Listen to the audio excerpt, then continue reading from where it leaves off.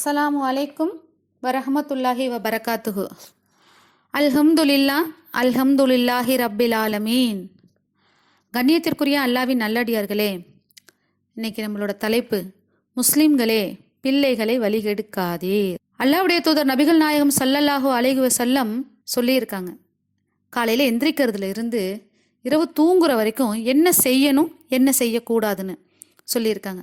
பேசிக்கான இந்த விஷயங்களை நம்ம பிள்ளைங்களுக்கு நம்ம கற்றுக் கொடுக்குறோமா, இல்லை ஞாபகப்படுத்துகிறோமா, இல்லை செய்ய சொல்லி ஏவுறோமானா பெரும்பாலும் இல்லை. பெரியவங்க நம்மளே செய்யாத விஷயத்த அப்புறம் எப்படி பிள்ளைங்களுக்கு சொல்லித்தர முடியும்? காலையில் எழுந்த உடனே ஓதுறதுவாவை ஓத சொல்கிறோமா? ரொம்ப குறைவான வீடுகளில் நடக்குது. எல்லா முஸ்லீம் வீடுகள்லையும் நடக்கணுன்றது தான் நமக்கு விதிச்ச கட்டளை. எழுந்த உடனே ஸ்கூலுக்கு கிளப்பணும், வேகமாக கிளப்பி நேரத்துக்கு ஸ்கூலுக்கு அனுப்பணும்னு நினைக்கிற சகோதர சகோதரிகள், காலையில் அல்லாவை சந்திச்சு அல்லாவோடு உரையாட உங்கள் பிள்ளைகளை தயார் செய்யாதது ஏன்?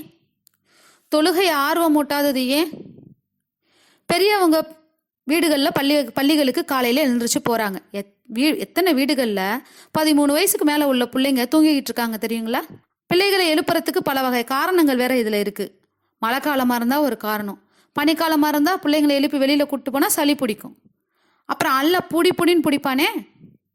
அல்லாஹ்வுடைய தூதர் சொல்கிறாங்க, உங்களில் ஒருவர் தொழுகைக்காக நிற்கும் போது தமக்கு முன்புறம் உமிழல் ஆகாது, ஏனெனில் அவர் தொழுது கொண்டு இருக்கும் வரை தன் இறைவனிடம் அந்தரங்கமாக உரையாடி கொண்டிருக்கிறார். அல்லாஹ்வின் நல்லடியார்களே, அல்லாஹ்வோடு உரையாட ஆர்வமூட்டுங்கள். அல்லாஹ்வோடு உரையாடாத இந்த உடம்பும் இந்த வாயும் எதை பேசி பயனடைய போகுது? ரசூல்லா சொல்றாங்க, யார் தொழுகையை மறந்து விடுகிறாரோ அல்லது தொழாமல் உறங்கி விடுகிறாரோ அதற்குரிய பரிகாரம் நினைவு வந்ததும் தொழட்டும்னு. நம்ம பிள்ளைங்களுக்கு இதையாவது நம்ம ஞாபகப்படுத்தி முடிஞ்ச விடுறோமா? வீட்டை விட்டு வெளியே போகும்போது வீட்டை விட்டு வெளியேறதுவாவை நம்ம பிள்ளைங்களுக்கு ஓத சொல்லி நம்ம ஞாபகப்படுத்துகிறோமா? இல்லை, வேகமாக ஸ்கூலுக்கு கிளப்பி அனுப்பணும். அதுதான் நம்மளோட காலையில் நம்மளோட குறிக்கோளாக இருக்கிறதே அதுதான். முஸ்லீம்களை, என்னுடைய பிள்ளை பெரிய டாக்டர் ஆகணும், இன்ஜினியர் ஆகணும்னு நினைக்கிற பெற்றோர்கள், என் பிள்ளை ஒரு தொழுகையாளியா, நல்ல பண்பாளனாக, அல்லாஹ்வுடைய அச்சமுடையவனாக, இறக்கை சிந்தனை கொண்டவனாக உருவாக்குறதுக்கு நமக்கு நேரம் இருக்கா? ஏன்னா உலக ஆசை நம்மளை கட்டி போட்டு வச்சிருக்கு.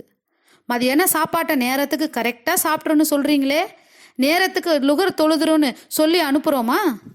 எவ்வளவு நேரம் ஆனாலும் ஸ்பெஷல் கிளாஸ் அட்டன் பண்ணிட்டு வான்னு சொல்கிறோமே, அல்லாஹ்வோட நல்லடியார்களே, நேரம் கடத்தாமல் அசர தொழுவுன்னு சொல்லி அனுப்புகிறோமா? சின்ன பிள்ளைங்களை விடுங்க, 9லேருந்து 12 வரைக்கும் உள்ள பிள்ளைகளுக்கு தொழுகை கட்டாய கடமை இல்லையா? இஸ்லாமிய ஸ்கூலில் படிக்கிற பிள்ளைங்க தொழுதுருவாங்க, அவங்கள பற்றி பிரச்சனை இல்லை. இன்னும் கவர்மெண்ட் ஸ்கூல்லையும் பிரைவேட் ஸ்கூல்லையும் படிக்கிற பிள்ளைங்களோட நிலைமை என்ன? ஸ்கூலில் தொழுவுறதா அப்படின்னு சில பேர் கேட்பாங்க. ஸ்கூலில் எப்படி? அல்லாஹ்வுடைய தூதர் நபிகள் நாயகம் ஸல்லல்லாஹு அலைஹி வஸல்லம் அவங்க சொல்கிறாங்க, பூமி முழுவதும் எனக்கு தூய்மையானதாகவும் தொழுமிடமாகவும் ஆக்கப்பட்டுள்ளது. என்னுடைய சமுதாயத்தில் தொழுகையின் நேரத்தை அடைந்தவர் தான் இருக்கும் இடத்திலேயே தொழுது கொள்ளட்டும் என்று. இன்னும் சில பேர் தொழுகை என்ன கண்ட இடத்துல எப்படி தொழுகிறது? இடம் சுத்தமாக இருக்கணும், முசல்லா இருக்கணும், ஒது செய்யணும் அப்படின்னு அல்லாஹ்வுடைய தூதர் தெளிவாக சொல்லிட்டாங்க. எங்கே நம்ம தொழுவக்கூடாது? கழிவறை, மக்கள் நடக்கிற பாதை, கபர்களின் மீது. அப்போ இந்த மேலே சொன்ன ஹதீஸுக்கு நம்ம எந்த சாக்கு போக்காவது சொல்ல முடியுமா? ஸ்கூல் கிரவுண்டில் பிள்ளைங்க தொழுவலாம், ஸ்கூல் பெஞ்சில் உட்காந்து தொழுவலாம், தண்ணி இல்லைன்னா மண்ணை தொட்டு தயமும் செய்யலாம். கழிவற பிரச்சனைகள் பல பள்ளிகளில் இருக்கும். அல்லாஹ் அதுக்கும் வழியை சொல்லிட்டான், தயமம் பண்ணிட்டு தொழுவுங்க. முசல்லா அவசியம் இல்லை, ஈமான் தான் அவசியம். மண்ணில் எப்படி மூஞ்ச வைக்கிறது, மண்ணுலலாம் எப்படி ஒட்டுறா மாதிரி தொழுவுறதுன்னு உங்கள் பிள்ளைங்க கேட்டால் அதுக்கும் நீங்கள் பதில் சொல்லுங்க.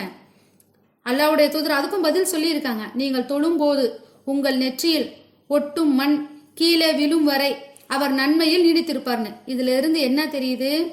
அல்லாஹ் நீங்க எங்க இருந்தாலும் என்ன செய்தாலும் தொழுகையை விடக்கூடாதுன்னு தொழுகையோடைய முக்கியத்துவத்தை நமக்கு சுட்டி காட்டுறான். தொழுகையோட முக்கியத்துவம் பற்றி அல்லாஹ்வுடைய தூதர் சொல்றாங்க, மறுமையின் முதல் கேள்வி தொழுகையை பற்றி. தொழுகை சரியாக இருந்தால் அனைத்தும் சரியாக இருக்கும்னு. ஆனா சாயங்காலம் வந்ததும் டியூஷன், மகரிபு கட்டு, இஷா சொல்லவே வேணாம். இதெல்லாம் சரியா செய்யற முஸ்லிம்களும் இருக்காங்க. ஆனா இதை கேட்கும் போது யாருடைய உள்ளம் சுருக்குன்னு இருக்கோ அவங்களுக்கு தான் இந்த பதிவு. அல்லாவின் அச்சத்தின்பால் திரும்பி விடுங்கள். அல்லாவின் நல்லடியார்களே, உங்கள் பிள்ளைகளுடைய பாவங்களை மூட்டை மூட்டையாக சேர காரணமா இருக்காதீங்க. ஜும்மா பெண் பிள்ளைகளுக்கு கடமை இல்லை, ஆனா ஆண் பிள்ளைகளுக்கு கட்டாய கடமையாக்கப்பட்டுள்ளது. 14 வயசுக்கு மேல வந்தாலே அவன் அல்லாவின் கேள்வி கணக்குக்கு தயாராயிட்டான்னு அர்த்தம். கடமையான ஜும்மாவாவது தொழுகிறானா? இல்ல. உலக கல்விக்கு முக்கியத்துவம் தர நீங்க ஒரு மாசத்துல 4 ஜும்மா வருது, இதுல ஒரு ஜும்மாவாவது லீவு போட்டு தொழுவுன்னு ஏவுறீங்களா? ஒரு நாள் லீவு போட்டா பாடம் புரியாது, கிளாஸ் வீணாயிடும், அவன் மரும வாழ்க்கையே வீணாய்கிட்டு இருக்கு.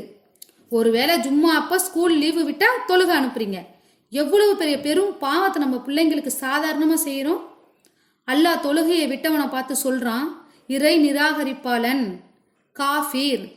3 ஜும்மாக்களை யார் தொடர்ந்து அலட்சியமாக விட்டு விடுகிறாரோ அவர்களது உள்ளத்தில் அல்லாஹ் முத்திரையிட்டு விடுகிறான் என்று அல்லாஹ்வுடைய தூதர் சொல்றாங்க. முத்திரையிடுறதுன்னா என்ன தெரியுமா?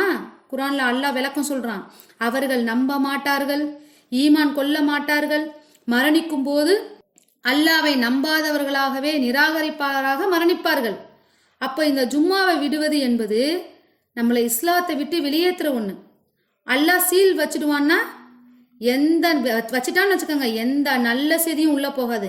அப்பேற்பட்ட பயங்கரமான பெரும் குற்றம்னு ஜும்மா விடுறவங்கள பார்த்து அல்லாஹ்வுடைய தூதர் நபிகள் நாயகம் ஸல்லல்லாஹு அலைஹி வஸல்லம் சொல்றாங்க.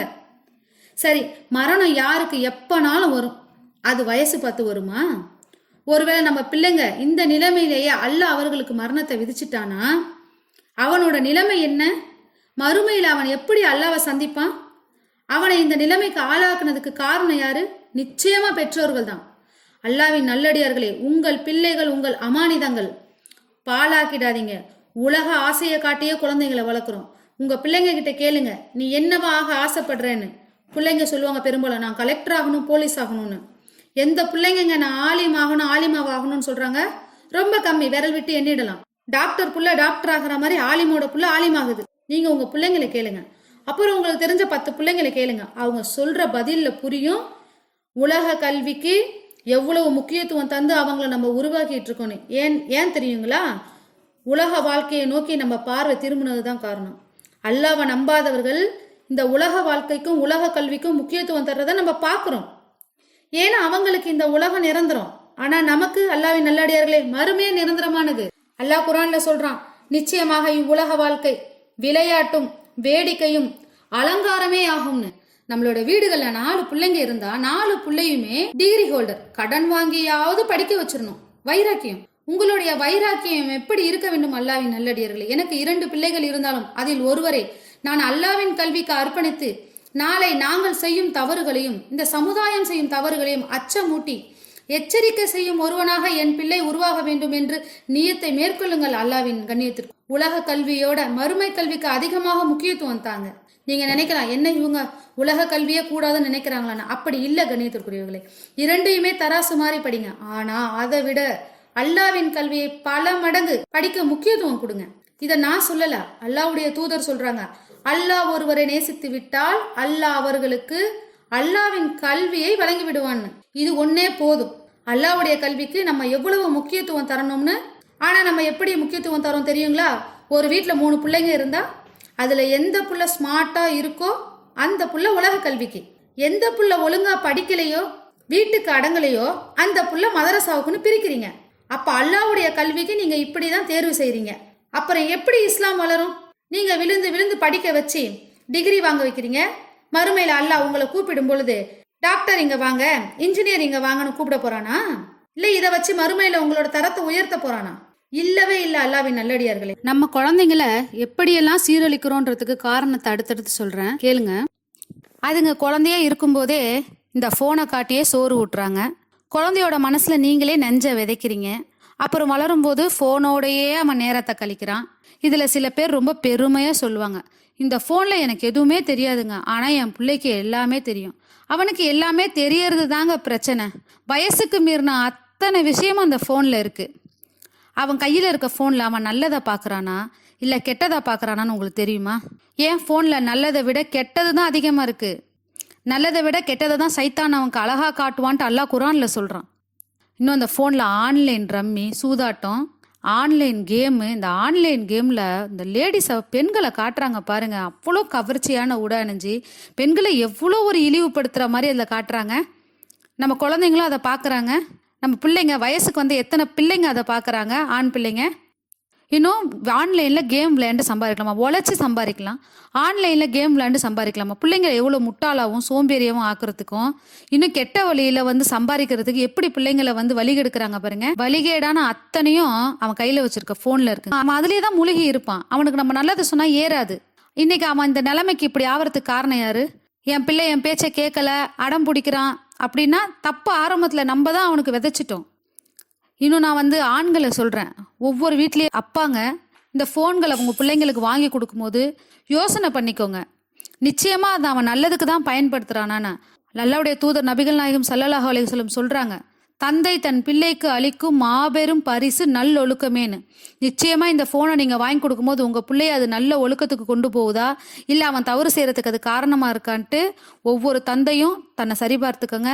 நிச்சயமாக அல்லாஹ் இதுக்காகவும் நம்மளை கேள்வி கணக்கில் நிப்பாட்டுவான். ஏன்னா நிச்சயமாக பிள்ளைங்க வழிகட்டா அதுக்கு நிச்சயமாக பொறுப்பாளி நம்ம தான். இப்போ ஒரு வீடியோ ப்ளே பண்ணுறேன் பாருங்கள். இந்த குழந்தை யாருன்னு நமக்கு தெரியாது, இது சொல்லி கொடுத்து சொல்கிறாங்களானும் நமக்கு தெரியாது. ஆனால் நிச்சயமாக இந்த குழந்தை சொல்கிற மாதிரி உங்களுடைய குழந்தை இருந்தால் நிச்சயமாக நீங்களே சிறந்த பெற்றோர்கள். உங்கள் குழந்தைங்களை நம்ம நல்ல வழியில் நடத்துகிறோன்றதுக்கு இந்த குழந்தை சொல்கிற ஒரு விஷயம் ஒரு உதாரணம்.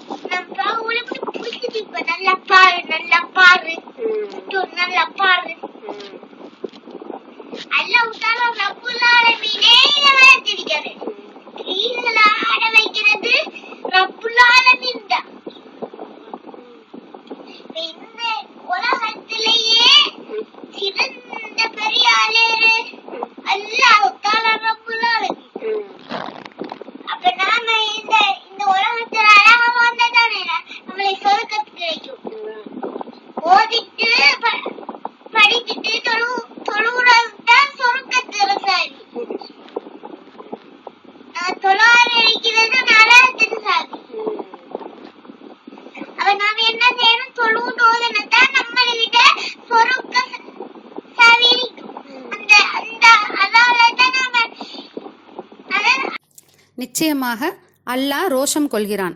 அல்லாஹ் தடுத்துள்ளவற்றை மனிதன் செய்யும் போதுதான் அல்லாஹ்வுக்கு ரோஷம் ஏற்படுகிறது. அல்லாஹ் தடுத்த விஷயத்த குடும்பத்தோடு உக்காந்து இன்னைக்கு இந்த டிவியில் பார்க்குறோம். இந்த டிவியில் இருக்கிற அனாச்சாரம் மாதிரி வேற எதுலங்க இருக்கு? சீரியலு, படம், பாட்டு குடும்பத்தோடு உக்காந்து பார்க்க முடியாத மாதிரியான காட்சிகள் தான் இருக்கு. சீரியலுக்கும் படத்துக்கும் இன்னைக்கு என்ன வித்தியாசம்? எந்த வித்தியாசமும் தெரியாத அளவுக்கு இன்னைக்கு காட்சி இருக்குது. நீங்கள் பார்க்குற அதே காட்சியை வயதுக்கு வந்த உங்கள் பிள்ளைங்க உங்கள் முதுகுக்கு பின்னாடி உட்காந்து அவங்களும் பார்க்குறாங்கன்றத ஞாபகத்தில் வச்சுக்கோங்க. ஒரு ஆபாசமான காட்சி வந்தால் உங்கள் பிள்ளைங்க முன்னாடி பார்ப்பீங்களா? அது தப்புன்னு தோணுது. அப்போது ரொம்ப சாதாரணமாக ஹீரோ ஹீரோயின் பண்ணுற ரொமான்ஸ் காட்சியெல்லாம் உங்கள் பிள்ளைங்க முன்னாடி பார்க்குறீங்க. அப்போ நீங்களே அந்த காட்சிகளை அங்கீகரிக்கிறீங்க. அப்போ பிள்ளைங்களோட சிந்தனையில் இது தப்புன்னு எப்படி தோணும்? அவனோட சிந்தனையை சைத்தானால தூண்டப்பட்டு நாமும் இதை செய்யலாம்ன்ற எண்ணம் தானே அவனுக்கு தோணும். பிள்ளைகள், அல்லாஹ்வின் நல்லடியார்களே, எத்தனை பிள்ளைங்க புர்காவோட ரயில்வே ஸ்டேஷனில் மற்ற ஆண்களோட தனிமையில் பேசுகிறத பார்க்குறோம். ஆண் பிள்ளைகள் மாற்று மத பெண்களோட சகஜமாக பேசிக்கிட்டு போகிறத நம்ம பார்க்குறோம். இதெல்லாம் டிவியில் தான் நடக்குதான்னு நீங்கள் கேட்கலாம். கண்டிப்பாக டிவியில் தாங்க நடக்குது. அல்லாஹ்வுடைய தூதர் சொல்கிறாங்க, உங்களிடம் கண்ணியத்துடன் நடந்து கொள்வது உங்கள் குழந்தைகளின் கடமை.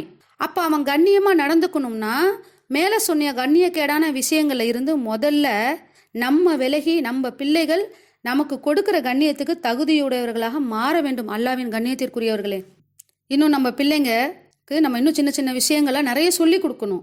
ஆனால் அது பெரும் நன்மையை சம்பாதிக்கக்கூடிய விஷயங்கள். சலாம் சொல்ல சொல்லி கொடுங்க.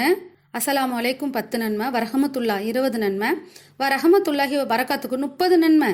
நோயாளியை நலம் விசாரிக்க சொல்லி கொடுங்க. இஸ்லாத்துடைய தூண்களில் ஒன்று நோயாளியை நலம் விசாரிக்கிறது. அல்லாஹ் நாளைக்கு நம்மளை கேட்பான், நான் நோயாளியாக இருந்தபோது என்னை வந்து பாத்தியான்னு. அப்போ அடியான்னு கேட்பான், நீ அப்போ எல்லாம் நோயாளியாக இருந்தன, அன்னைக்கு அங்கே ஒரு நோயாளி இருந்தாரே அப்படின்வான்.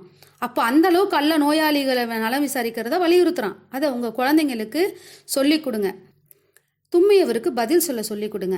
தர்மம் செய்ய உங்கள் குழந்தைங்களை ஏவுங்க, அதுக்கு பயிற்சி கொடுங்க. நோன்பு நோர்க்க சொல்லுங்க. இன்னும் 8வது 9வது படிக்கிற பசங்கள்லாம் பார்த்தீங்கன்னா நோன்பே வைக்கிறது இல்லை. கேட்டால் வீடுகளில் நம்ம கேட்டோன்னா அவன் சின்ன குழந்தை பசி தாங்க மாட்டான் அப்படின்னு பழக்கப்படுத்தணும். அவங்கெல்லாம் நோன்பு வைக்கிறது கட்டாய கடமையாக்கப்பட்டவங்க. சின்ன குழந்தைங்கன்னு உங்களுக்கு தான் அவங்க சின்ன குழந்தைங்க. அல்லாவோட பார்வையில் அவங்க கேள்வி கணக்குக்கு தயாரானவங்க. ஹேர் ஸ்டைல் பண்ணிட்டு வரான், நடுவில் முடிய வச்சுக்கிறான், சுற்றி முடி இல்லை. அல்லாவுடைய தூதர் இந்த மாதிரியான சிகை அலங்காரங்களை கண்டிச்சிருக்காங்க. இந்த ஹதீஸுகளை தெரிஞ்சவங்க ஓரளவுக்கு அவங்க பிள்ளைங்க செஞ்சால் அதை கண்டிப்பாங்க. இந்த ஹதீஸுகளோட விளக்கம் தெரியாதவங்க, மார்க்கத்தில் அறிவு கம்மியாக இருக்கவங்க என்ன பண்ணுவாங்க, இது அவங்களுக்கு தப்புனே தெரியாது. இவன் இதை எங்கேருந்து கற்றுக்கிறான், மாற்று மத நபர்கள் பண்ணுறத இவன் கற்றுக்கிறான். அப்போ இவனோட உள்ளத்தில் அது தப்புன்னு சின்ன வயசில் நம்ம விதைச்சிருந்தா அவனுக்கு அதை அங்கே செய்யும் போது அது தப்புன்னு அவனுக்கு தெரியும். எங்களுக்கு துவா செய்ய கற்றுக் கொடுங்க. அல்லா கிட்ட ஒரு அடியான் கேட்பான், ஏ அல்லா எனக்கு சொர்க்கம் கிடைத்ததுக்கு என்ன காரணம்னு கேட்பான். அதுக்கு அல்லாஹ் சொல்லுவான், உன்னுடைய குழந்தை உனக்காக கேட்ட பிரார்த்தனைன்னுவான். அப்போது துவா செய்ய உங்கள் குழந்தைகள் சொல்லிக் கொடுங்க. அவர்கள் செய்யக்கூடிய துவா நாளைக்கு அல்லாவிடத்துல நமக்கு பாவ மன்னிப்பை வாங்கி சொர்க்கத்தை கொடுக்கக்கூடிய அளவுக்கு ஒரு வேல்யூபுளான விஷயம். அதை உங்கள் குழந்தைங்களுக்கு சொல்லிக் கொடுங்க. நிச்சயமாக நம்மளுடைய குழந்தைகளை நல்வழிப்படுத்தியவர்களாக, இந்த சமுதாயத்தில் ஒழுக்கமுடையவர்களாக, கண்ணியத்திற்குரியவர்களாக மாற்ற உங்களுக்கும் எனக்கும் அல்லாஹ் அருள் புரிவான. நன்மையை ஏவி தீமையை தடுத்து நல்வழியை நோக்கி அழைக்கும் சமுதாயம் உங்களிடம் இருக்க வேண்டும். அவர்களே வெற்றி பெற்றவர்கள். நிச்சயமாக ஒவ்வொருவரும் நன்மையை ஏவி தீமையை தடுக்கக்கூடியவர்களாக இருந்து இந்த இஸ்லாமிய சமுதாயத்தை நல்வழிப்படுத்துவோம். நிச்சயமாக அல்லாஹ் அதுக்கு உங்களுக்கும் எனக்கும் அருள் புரிவானாக. வாஹிர்தவான அல்ஹம்துலில்லாஹி ரப்பில் ஆலமீன்.